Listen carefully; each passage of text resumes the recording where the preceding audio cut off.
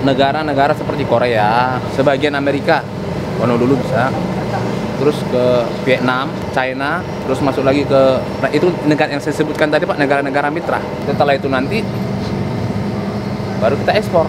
Dengan kita mengolah itu otomatis kan kita membuka lapangan kerja Pak untuk lokal.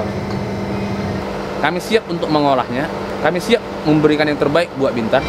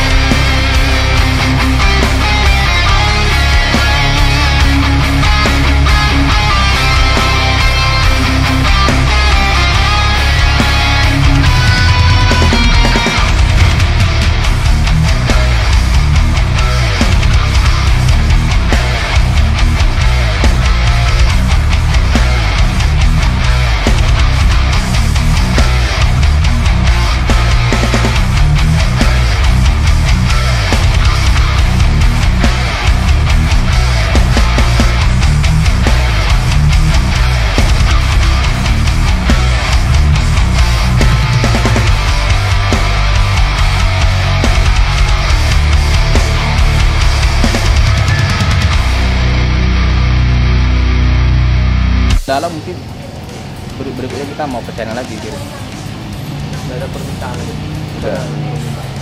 Kita yang tidak menyesuaikan dengan situasi yang alam kita yang ada di Pulau Riau.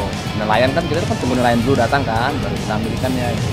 Kalau yang kita kirim ini ikan yang pasti kerapu, ikan kakap. Cuman jenis kerapu kan ada beberapa macam. Cuman dari jenis itu kita filet, ada yang pakai kulit, ada yang tidak pakai kulit. Nah, jadi itu dia bedanya. Yang ini gross weight-nya 8 ton aja. Karena orang dari pihak bayarnya dari Australia sudah memang minta lebih cepat lagi.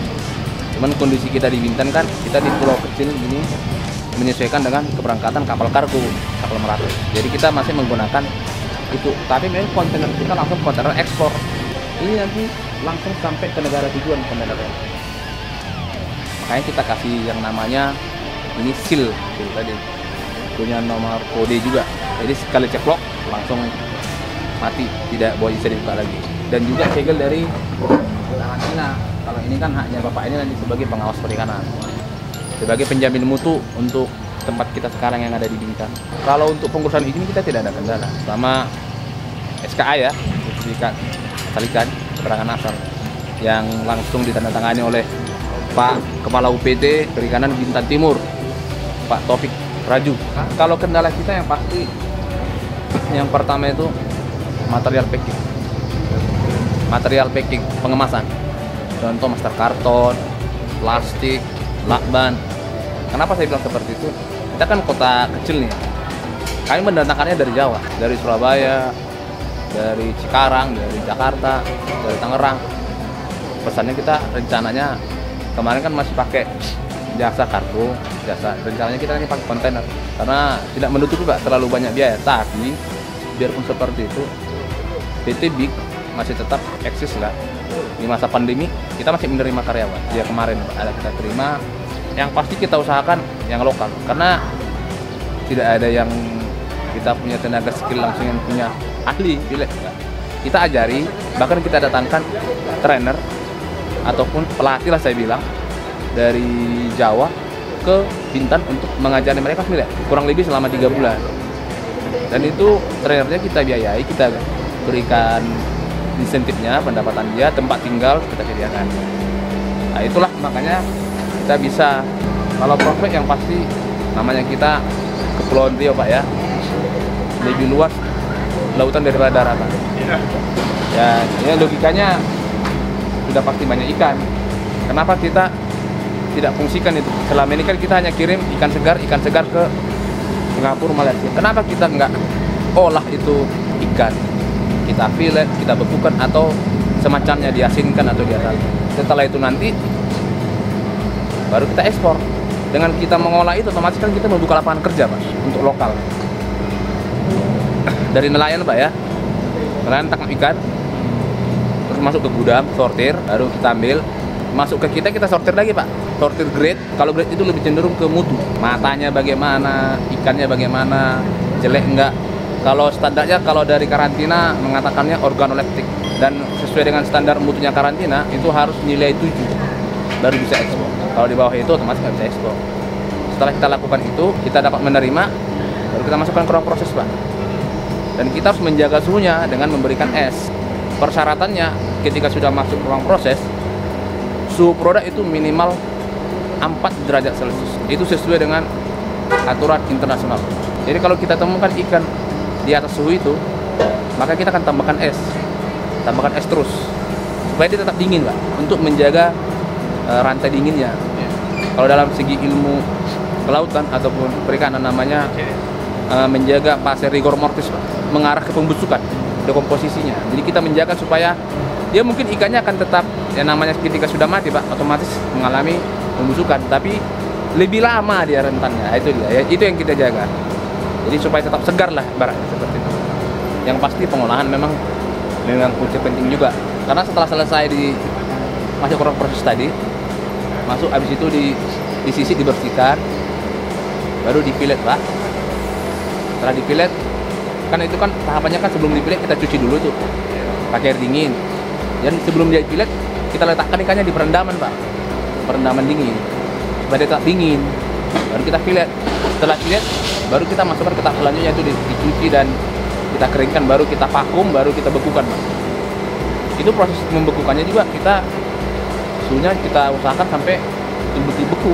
Kita usahakan sih Pak sampai minus 38 derajat Celcius untuk bekunya. PT Big Bintan Intan Gemilang. Kita membuat nama Bintan Pak, tetap Bintan Intan Gemilang. Big, orangnya big.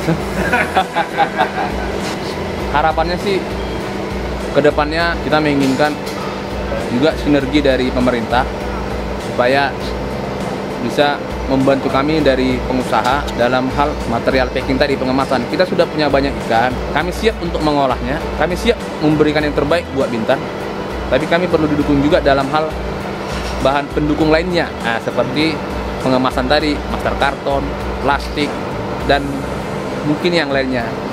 Dengan itu kita terbantu, otomatis kita tinggal kirim. Baru di situ ke Eropanya tidak. Karena kita masih dari pihak penjamin mutunya dari karantina, yang kita dapat masih grade B.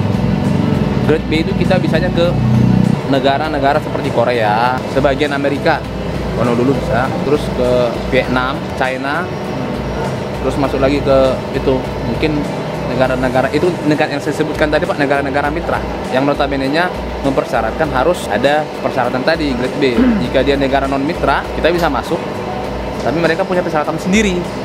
Nah, kurang lebih seperti itu. Di UPTD Kecamatan Bintan Timur ini hampir setiap hari kita menandatangani dokumen pengiriman ikan. Pertama ada 2 kategori, ada yang ke tujuan Malaysia. Kalau corona kemarin Malaysia berhenti sebentar, tapi kalau Singapura masih hampir setiap hari pengiriman ikan. Sementara ada inovasi baru dari PT Big, PT Bintan Intan Gemilang di singkat dengan PT Big, itu sudah 2 kali ekspor. Pertama di bulan Juni, tujuan negara China, di bulan tanggal 24 pengiriman kedua ke negara tujuan Sydney, Australia. Kalau kita lihat di lapangan, ekspor PT Big ini pertama grade yang mereka dapat baru grade B karantina supaya dapat meningkatkan grade A. Kalau ikan sudah kalau mereka PT Big ini sudah mendapat grade A, mereka bisa ekspor ke negara tujuan Eropa. Kalau grade B masih ke Asia, ke sebagian Amerika, Hawaii, Honolulu, dan yang kedua ini negara Australia.